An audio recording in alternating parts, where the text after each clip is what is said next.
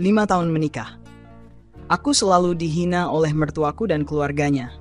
Namun selang beberapa tahun aku balas dan aku buat mertuaku terdiam malu setelah aku kaya hasil usahaku sendiri.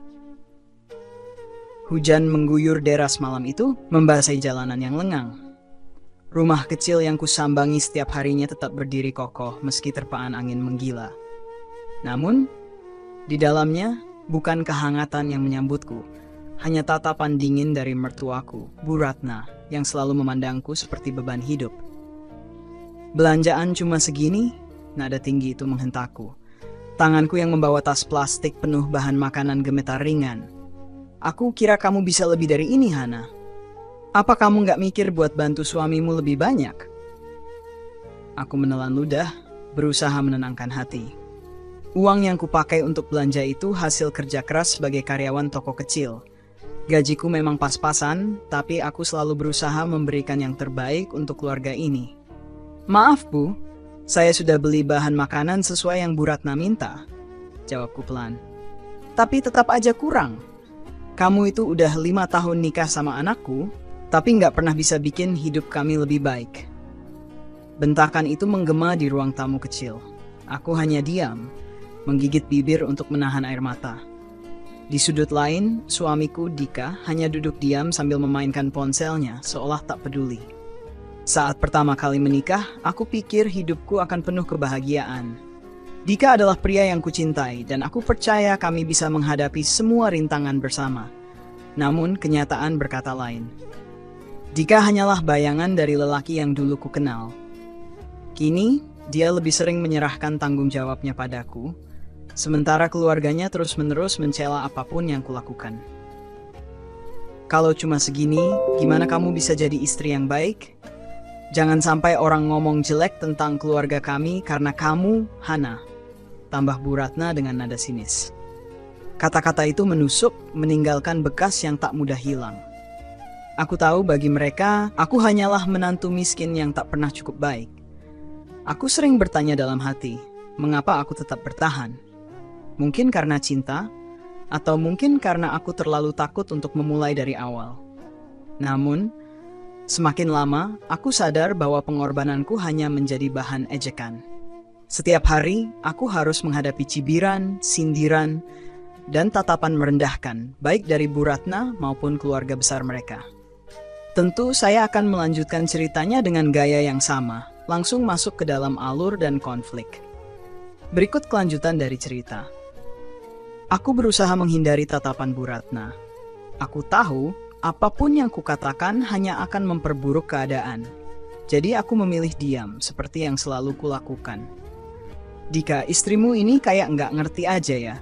Udah tinggal di rumah orang tua masih nggak bisa bikin kita nyaman. Gimana kalau nanti kalian punya anak? Mau kamu hidup kayak gini terus? Dika hanya mengangguk tanpa memalingkan pandangan dari ponselnya. Aku menggigit bibir lebih keras. Rasanya seperti menelan racun setiap kali mendengar mereka berbicara tentangku, seolah aku tak ada di ruangan ini. Malam itu, aku duduk di kamar kecil kami, merapikan buku-buku yang sudah usang. Di sudut meja ada secangkir teh yang sudah dingin. Aku menatap kalender di dinding. 5 tahun. 5 tahun aku tinggal di rumah ini. Menumpang di rumah mertua, hidup dalam bayang-bayang hinaan. Dika masuk ke kamar tanpa berkata apa-apa, langsung berbaring di tempat tidur. Aku tahu dia lelah setelah seharian bekerja, tapi apakah aku tidak lelah?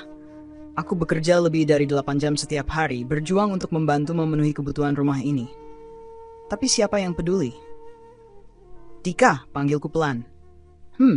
Jawabnya singkat. Aku mau bicara. Apalagi Hana, aku capek. Aku menghela napas, menelan semua rasa sakit yang terus menumpuk. Aku cuma ingin kita bisa pindah dari sini. Aku nggak kuat tinggal di rumah ini terus. Aku merasa. Suaraku terhenti, air mata mulai menggenang. Merasa apa? Kamu pikir gampang cari tempat tinggal? Kita di sini karena aku nggak punya cukup uang buat sewa rumah. Jawabnya dengan nada jengkel. Tapi aku juga kerja, Dika. Aku bisa bantu. Uangmu cuma cukup buat belanja. Jangan mimpi bisa lebih dari itu. Aku terdiam. Kata-katanya tajam seperti belati yang menghujam langsung ke dadaku.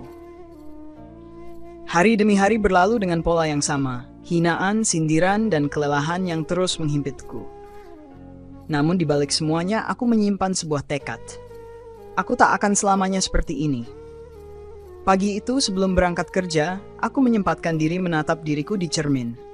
Mata sembab, wajah pucat, tubuh yang semakin kurus. Aku bahkan nyaris tak mengenali diriku sendiri. Di tempat kerja, aku mulai mencari cara. Aku mendengar rekan-rekan membicarakan peluang bisnis kecil-kecilan yang bisa dilakukan dengan modal minim. Aku mencatat semua yang bisa kupelajari. Malam harinya, setelah pekerjaan rumah selesai, aku mulai mencoba mempraktikkan hal-hal kecil. Dari menjahit, membuat kerajinan tangan, hingga memasak untuk dijual. Aku tak peduli meski harus tidur hanya beberapa jam setiap malam. Namun, usahaku tak semulus yang kubayangkan. Suatu hari, Bu Ratna menemukan bahan-bahan yang kubeli dari gajiku sendiri. "Kamu ngapain beli ini semua? Uang belanja aja pas-pasan," serunya. Aku mencoba menjelaskan, tapi seperti biasa, suaraku tenggelam oleh omelannya. "Jangan ngelunjak, Hana. Kamu itu cuma menantu, jangan bikin masalah di rumah ini." Malam itu aku menangis sejadi-jadinya. Tapi aku tak menyerah. Aku tahu jika aku ingin mengubah hidupku, aku harus kuat. 3 tahun berlalu. Perlahan, usahaku mulai menunjukkan hasil. Aku berhasil menjual produk-produk kecil secara online. Aku menyimpan setiap rupiah yang kudapatkan, menyembunyikan tabungan itu dari siapapun, bahkan Dika. Aku tahu, jika mereka tahu, mereka akan mencoba menghancurkan apa yang sudah kubangun. Hingga suatu hari, saat aku merasa cukup kuat, aku mengambil keputusan besar. "Dika," panggilku malam itu. "Apalagi?" Jawabnya tanpa mengalihkan pandangan dari ponselnya. "Kita harus pindah. Aku sudah punya cukup uang untuk menyewa rumah." Dika terdiam, menatapku seolah aku baru saja mengatakan sesuatu yang tak masuk akal. "Uang dari mana?" tanyanya. "Dari usahaku sendiri. Aku sudah menyimpan cukup untuk memulai hidup baru." Dia tertawa sinis. "Kamu nggak usah mimpi. Kamu itu nggak bisa apa-apa tanpa bantuan keluargaku." Aku tak menjawab. Aku tahu tak ada gunanya berdebat. Namun malam itu aku memutuskan untuk pergi, dengan atau tanpa persetujuannya. Aku berdiri di depan lemari kecil, mengemas barang-barang yang selama ini menjadi milikku. Tidak banyak yang bisa kubawa, hanya pakaian secukupnya dan beberapa peralatan pribadi. Dalam diam aku merapikan semuanya ke dalam tas tua yang kusimpan di sudut kamar. Dika masih duduk di tempat tidur, menatapku dengan dahi berkerut. "Kamu serius mau pergi?" Aku mengangguk tanpa menatapnya. "Aku nggak bisa lagi tinggal di sini, Dika. Aku sudah cukup bertahan." Dia mendengus. "Dan kamu pikir kamu bisa hidup sendirian di luar sana? Kamu nggak akan bisa, Hana. Kamu cuma mimpi." Kata-katanya menyakitkan, tapi kali ini aku tidak membiarkannya mengubah keputusanku.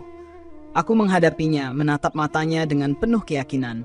Aku lebih baik hidup susah di luar daripada terus dihina di sini. Aku sudah cukup menderita.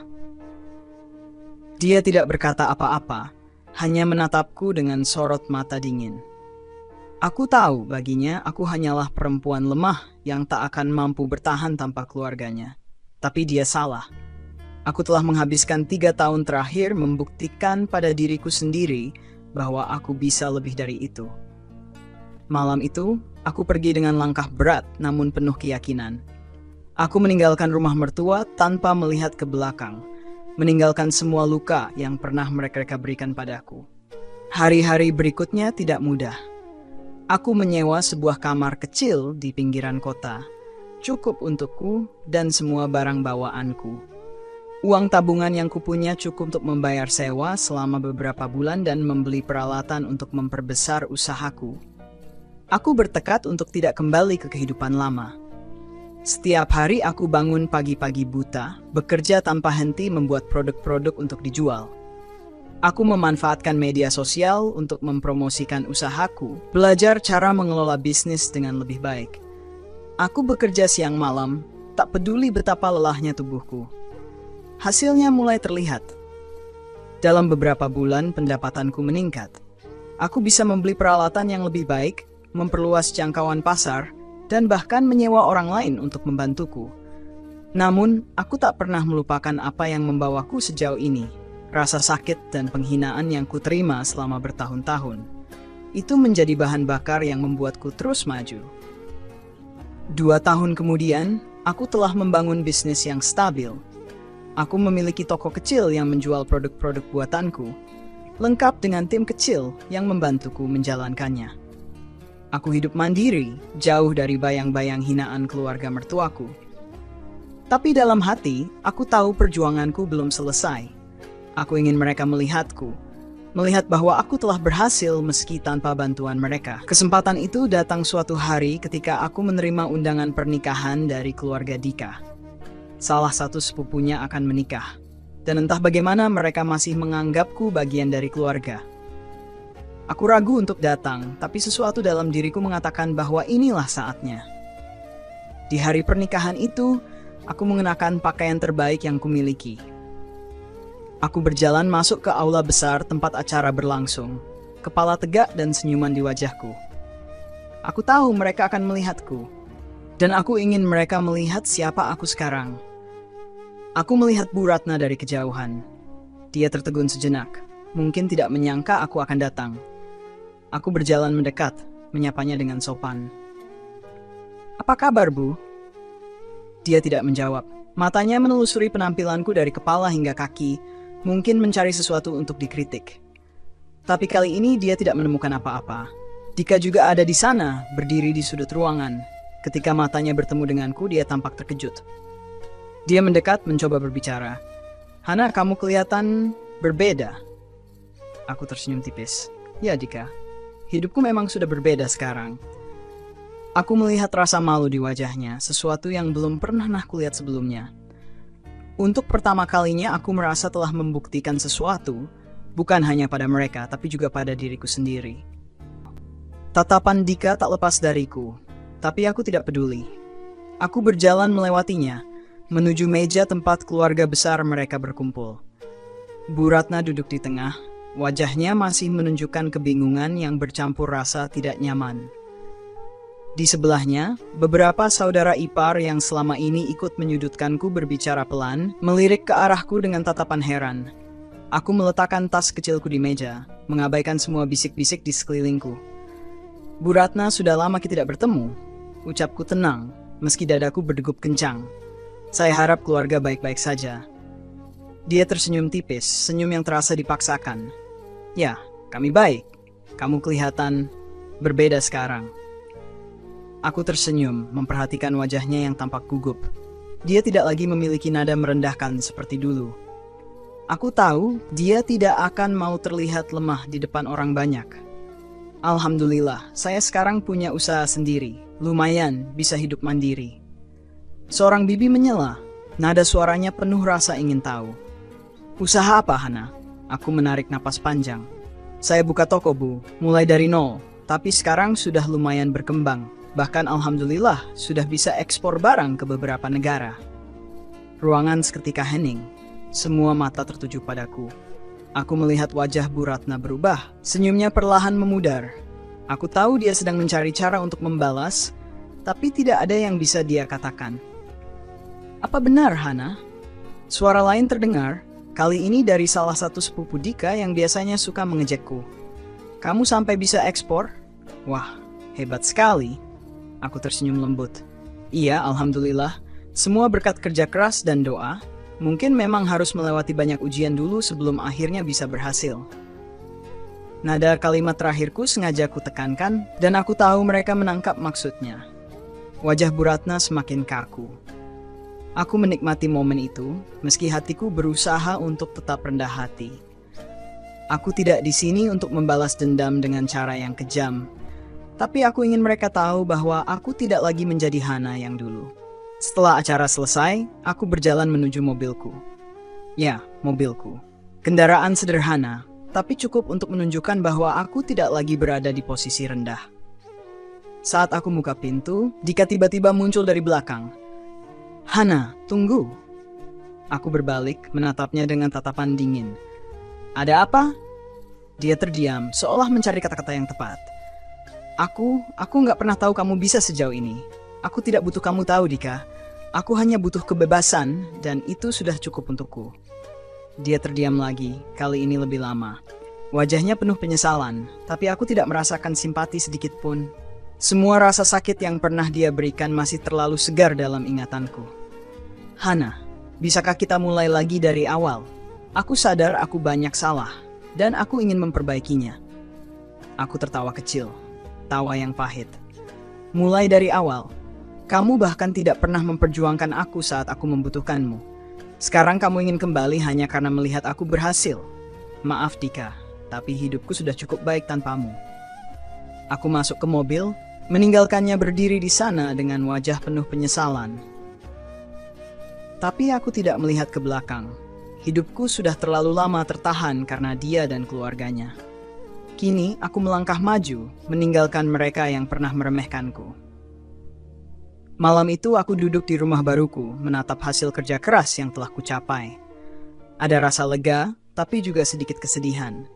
Tidak mudah melupakan semua luka, tapi aku tahu aku telah memenangkan pertarungan ini. Pertarungan melawan diriku sendiri, melawan rasa takut, dan melawan keraguan. Namun, di sudut hatiku, aku tahu bahwa perjalanan ini belum selesai. Hidup selalu penuh dengan ujian, dan aku siap menghadapi apapun yang datang. Beberapa minggu setelah pertemuan di acara pernikahan itu, aku kembali fokus pada usahaku. Bisnis terus berkembang, dan aku bahkan sedang mempertimbangkan untuk membuka cabang baru di kota tetangga. Namun, seperti biasanya, hidup tidak pernah benar bertenang.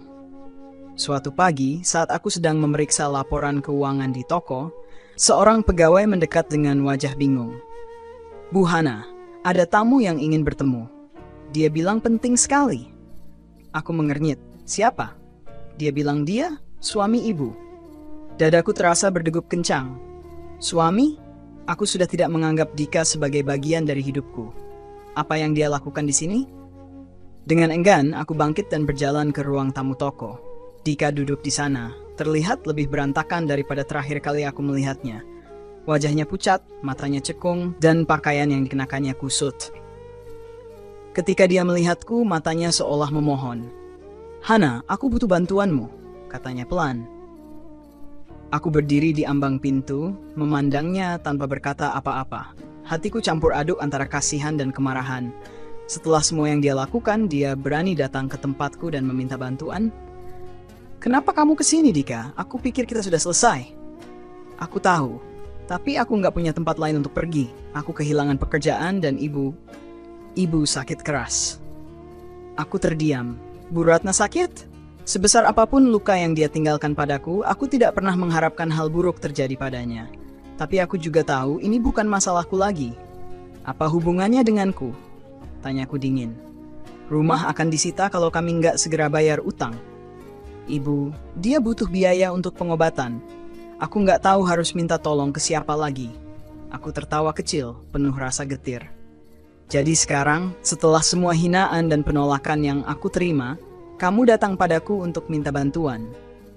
"Hana, aku tahu aku salah. Aku tahu keluargaku salah. Tapi ini soal hidup dan mati." Aku juga pernah merasa hidupku seperti mati, Dika. Waktu aku diperlakukan seperti sampah di rumah itu, nggak ada yang peduli. Bahkan kamu, suamiku, cuma diam dan membiarkan semuanya terjadi. Dia menunduk, wajahnya dipenuhi rasa malu. Tapi aku tidak merasakan kepuasan. Sebaliknya, ada rasa sakit yang kembali mengemuka, mengingat semua yang pernah kulalui. "Aku nggak tahu, Dika," lanjutku. "Aku butuh waktu untuk memikirkan ini." Dia mengangguk pelan, bangkit dari kursinya. "Aku mengerti. Aku nggak akan memaksa. Tapi tolong Hana, kalau kamu masih punya sedikit hati untuk keluarga ini, bantu kami." Malam itu, aku tidak bisa tidur. Kata-kata Dika terus terngiang di pikiranku. Bagaimanapun juga, mereka adalah keluarganya, keluarga yang pernah menjadi bagian dari hidupku selama 5 tahun. Aku tahu betapa sulitnya situasi seperti ini. Tapi apakah aku sanggup mengabaikan semuanya dan berpura-pura tidak peduli? Paginya, aku memutuskan untuk mengunjungi rumah lama itu. Rasa ragu memenuhi pikiranku saat aku berdiri di depan pintu yang pernah menjadi saksi semua penderitaanku. Aku mengetuk pelan, dan tak lama kemudian pintu terbuka. Bu Ratna berdiri di sana, terlihat jauh lebih tua dan rapuh dari terakhir kali aku melihatnya. Wajah yang dulu selalu menatapku dengan penuh hinaan, kini tampak kosong. Dia memandangku, seolah tak percaya aku berdiri di depan pintunya. "Hana," suaranya hampir tak terdengar. "Bagaimana keadaan ibu?" tanyaku singkat. Dia terisak, memegang pintu untuk menahan tubuhnya yang lemah. Aku minta maaf, Hana, atas semua yang pernah aku lakukan. Aku tidak pernah menyangka akan melihatmu lagi. Aku tidak tahu apa yang harus kukatakan. Bagian dari diriku ingin memaafkan, tapi bagian lain merasa mereka harus belajar menghadapi konsekuensi dari perbuatan mereka. Aku masuk ke dalam rumah, melihat Dika duduk di ruang tamu dengan tatapan hampa. "Kalian minta bantuan, tapi apa kalian benar-benar berubah?" tanyaku, menatap mereka bergantian. "Atau ini hanya karena kalian butuh sesuatu dariku?" Bu Ratna menunduk, air matanya mengalir deras. "Aku tahu aku salah. Aku tahu aku sudah terlalu banyak menyakitimu. Tapi aku mohon, Hana, tolong kami. Ini mungkin kesempatan terakhirku." Aku berdiri di sana, diliputi kebingungan dan rasa sakit. Semua dendam dan luka lama berperang dengan sisi manusiawiku. Aku tahu keputusan ini akan menentukan arah hidupku ke depan. Aku menarik napas panjang, mencoba mencari keadilan di antara semua keruwetan ini. "Aku akan membantu kalian," ucapku akhirnya, dengan nada dingin. "Tapi dengan satu syarat." Mereka menatapku dengan penuh harap. Aku melanjutkan, "Setelah ini aku ingin kita benar-benar selesai. Aku akan membantu biaya pengobatan dan menyelamatkan rumah ini. Tapi setelah itu, aku tidak mau ada lagi hubungan antara kita.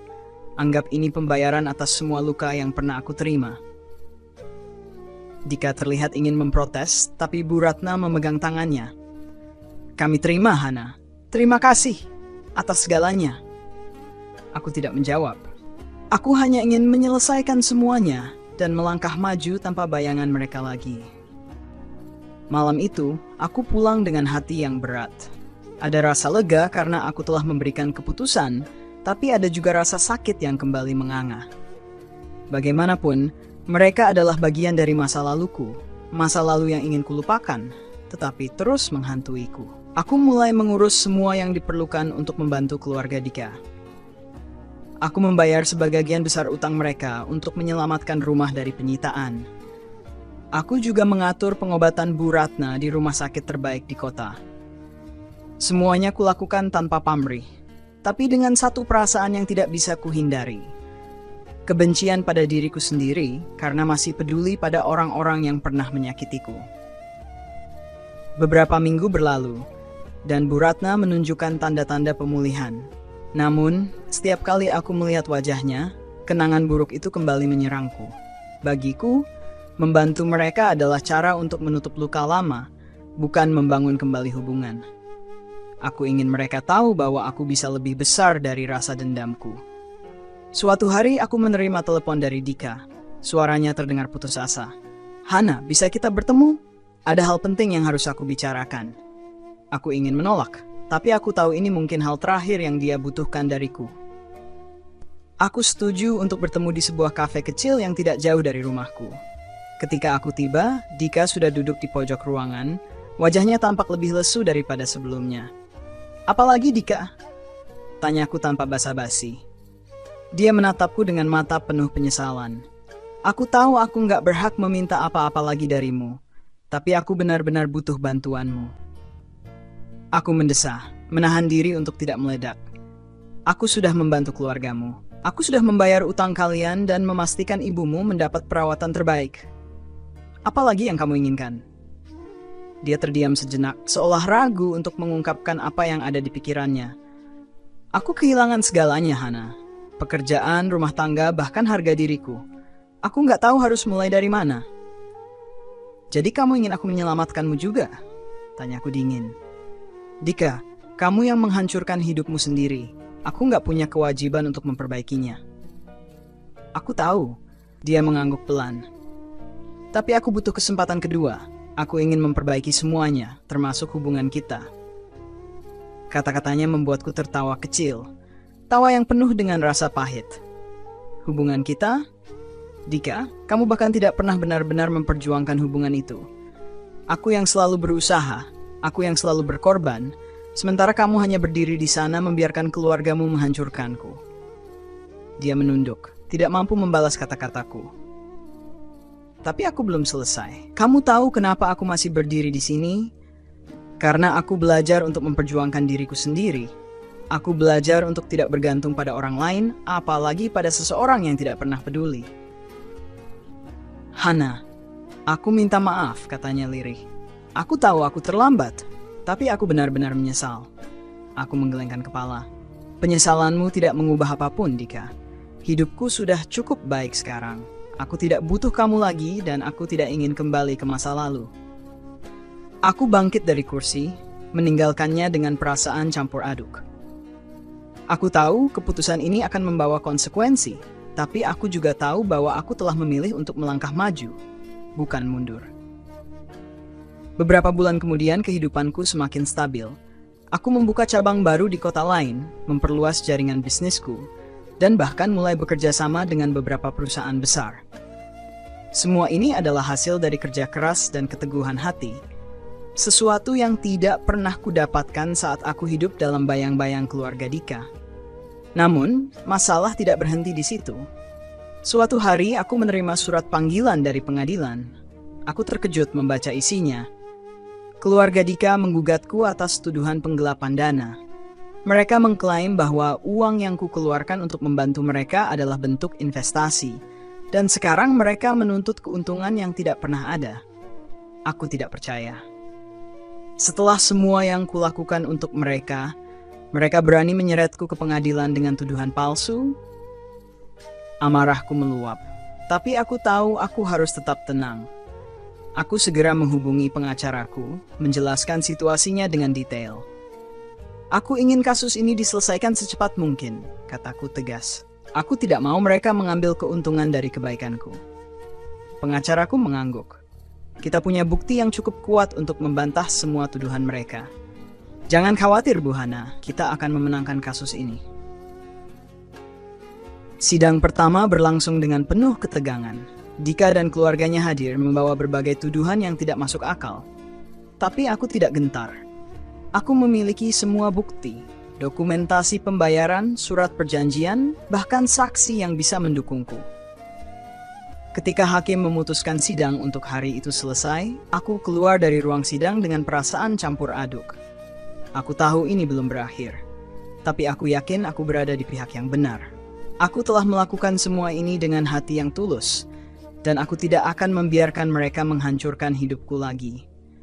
Aku berjalan keluar dari gedung pengadilan, menatap langit sore yang mulai gelap.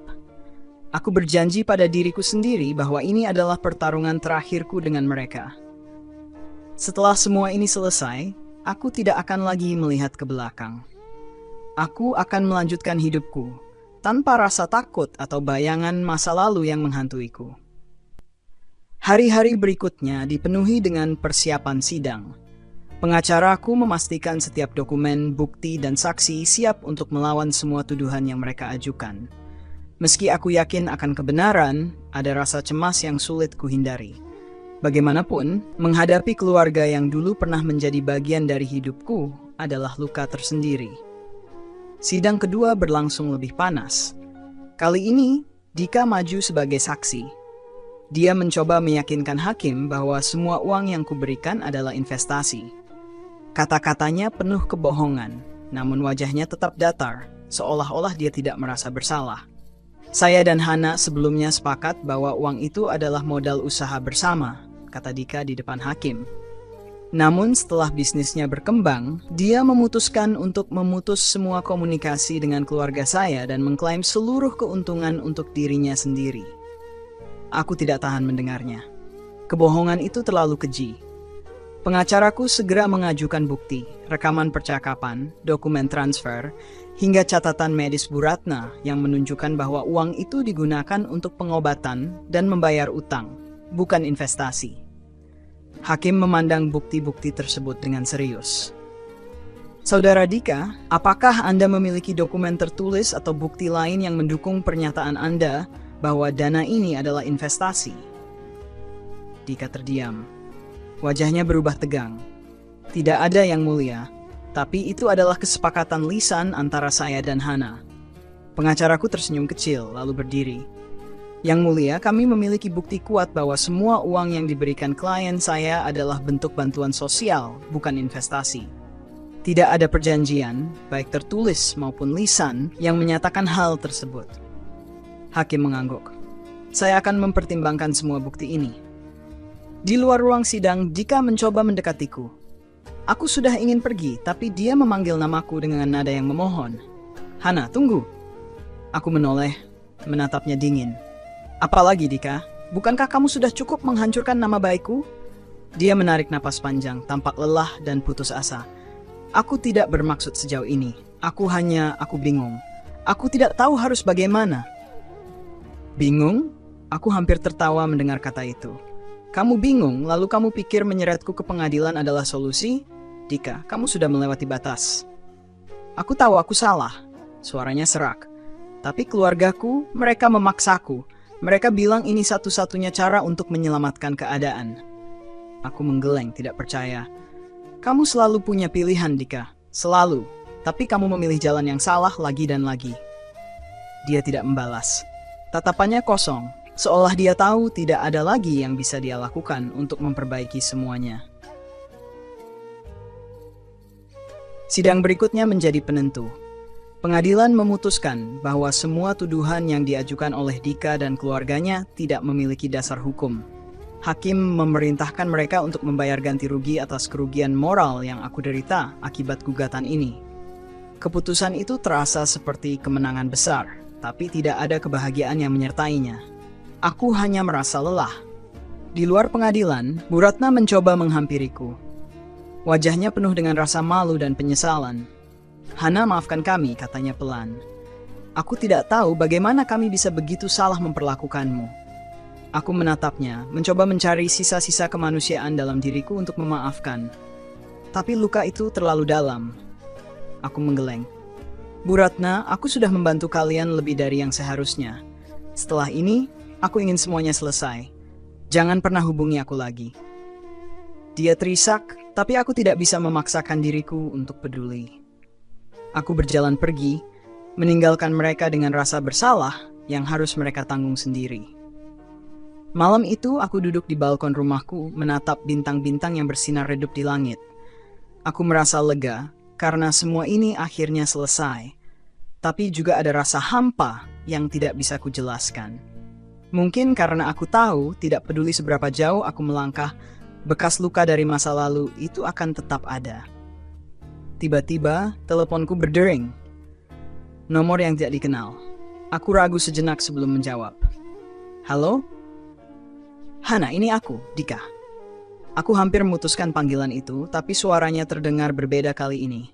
Tidak ada nada memohon atau manipulatif, hanya kejujuran yang suram. Aku hanya ingin mengatakan terima kasih, katanya. Dan maaf, aku tahu ini tidak akan mengubah apapun, tapi aku ingin kamu tahu bahwa aku benar-benar menyesal. Aku diam, tidak tahu harus berkata apa. Untuk pertama kalinya, aku merasa dia benar-benar tulus. Aku tidak akan mengganggumu lagi, lanjutnya. Aku hanya ingin kamu tahu bahwa aku berharap kamu selalu bahagia. Aku menutup telepon tanpa menjawab. Kata-katanya meninggalkan bekas yang aneh di hatiku, campuran antara kelegaan dan kesedihan. Malam itu, aku memutuskan satu hal. Masa lalu tidak akan pernah menguasai hidupku lagi. Aku akan terus melangkah, mencari kebahagiaan yang kuperjuangkan sendiri tanpa bayangan mereka yang pernah menyakitiku. Beberapa minggu setelah keputusan pengadilan, kehidupanku perlahan kembali normal. Aku fokus pada bisnis, menjalin relasi baru, dan semakin memperluas jangkauan usahaku. Namun meski segalanya terlihat baik-baik saja di luar, ada sesuatu yang terus mengganjal di dalam hatiku. Kenangan akan semua konflik dan rasa sakit yang baru saja kulewati. Suatu hari saat aku sedang menyusun rencana untuk membuka cabang baru, aku menerima undangan resmi. Itu datang dari sebuah perusahaan besar yang sedang mencari mitra bisnis. Namanya tidak asing bagiku, perusahaan keluarga Dika. Jantungku berdebar membaca undangan itu. Mereka ingin bekerja sama denganku?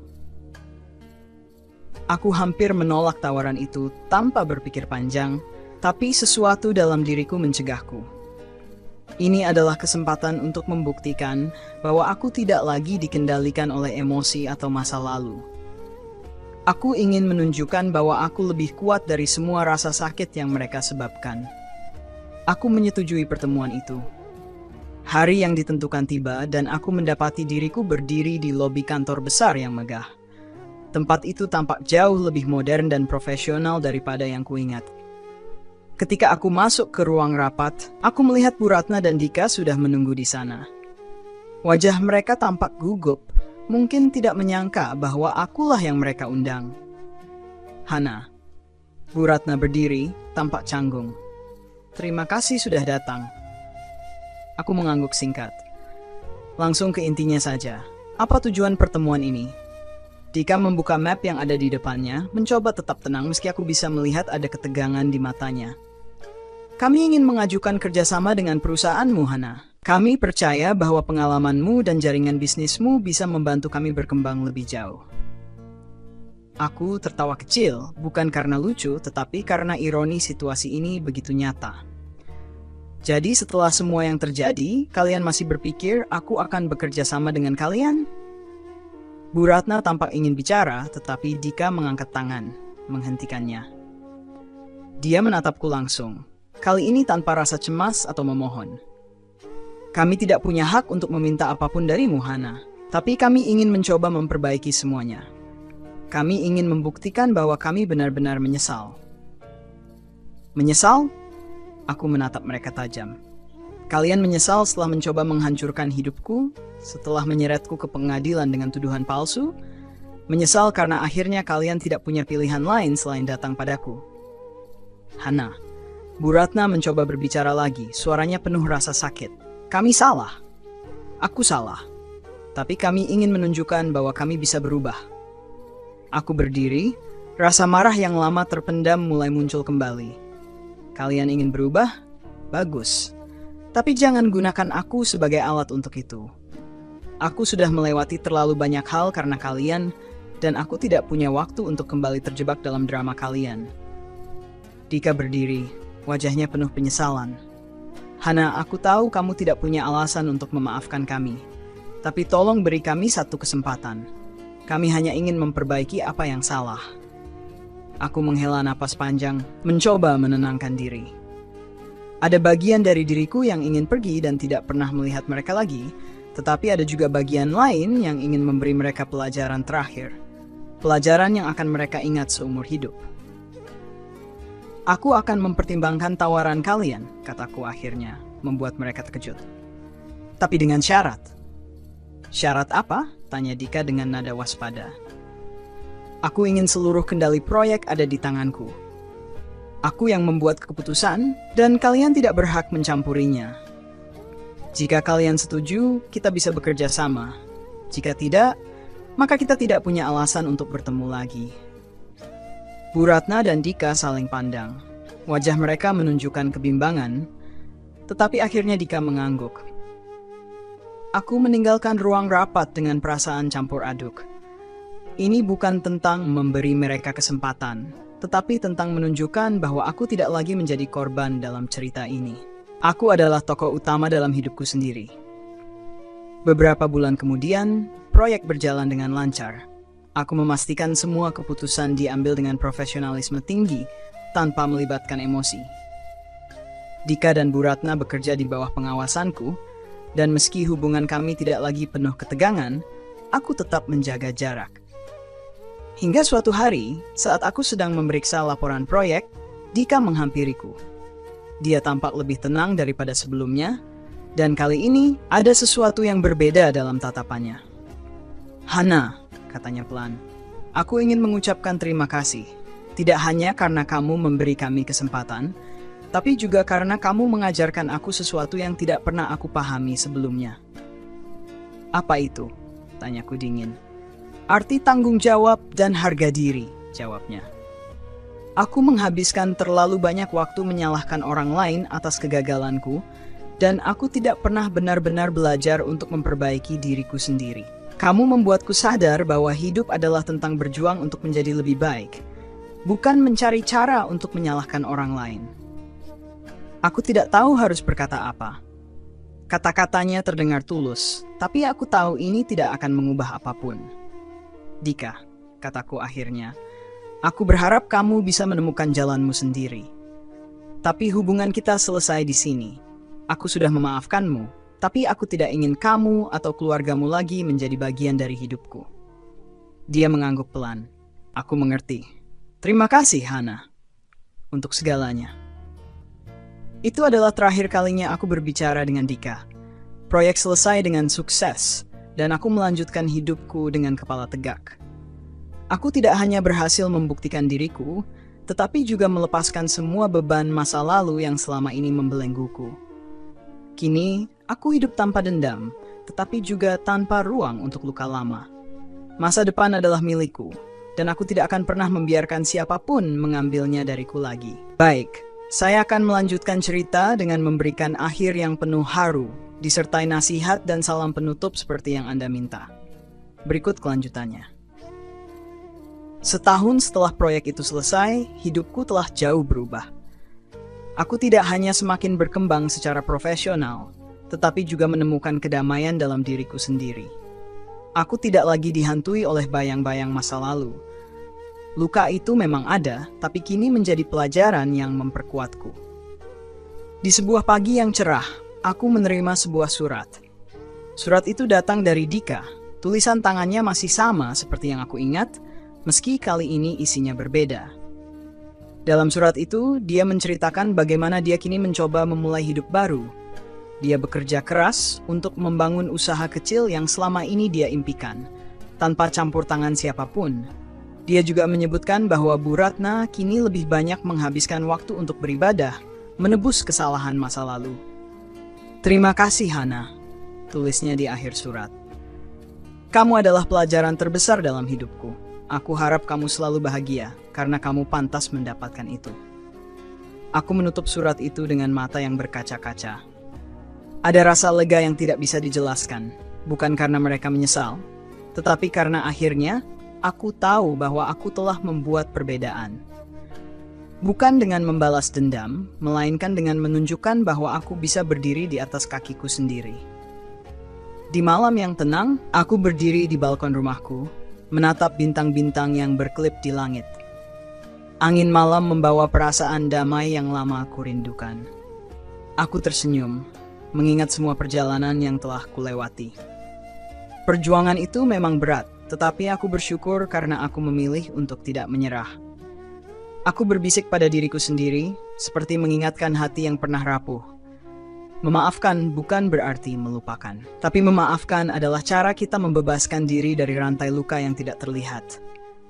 Hidup terlalu singkat untuk terus membawa beban itu.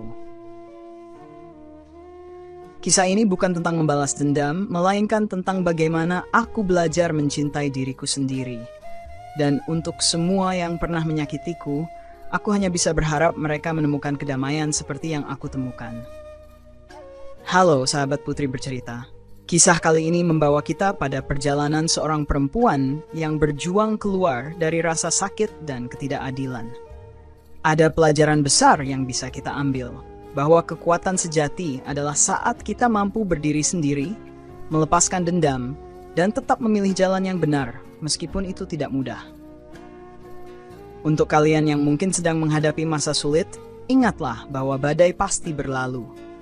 Jangan biarkan luka masa lalu menentukan siapa kalian hari ini. Bangkitlah, dan percayalah bahwa kalian lebih kuat dari apa yang kalian pikirkan. Terima kasih sudah mengikuti cerita ini sampai akhir.